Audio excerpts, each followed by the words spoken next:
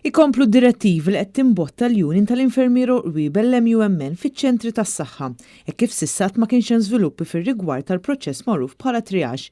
Id-direttivi bdew hekk kif l-MUMN saħqet li għandu jerġa' jibda l-proċess ta' triage, il-proċess ta' kif il-pazjenti jiġu mqasma skont il-ħtiġijiet illi jkollhom anke fl-ambitu tal-isfidi li ġabet magħha il-pandemija.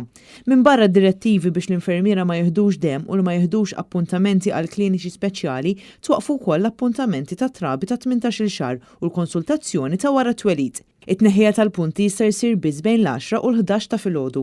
Il-gynae clinics twaqfu filwaqt li t-tibdil ta' dressings u l-follow-ups qed isiru biss mill-10 sa nofsinhar.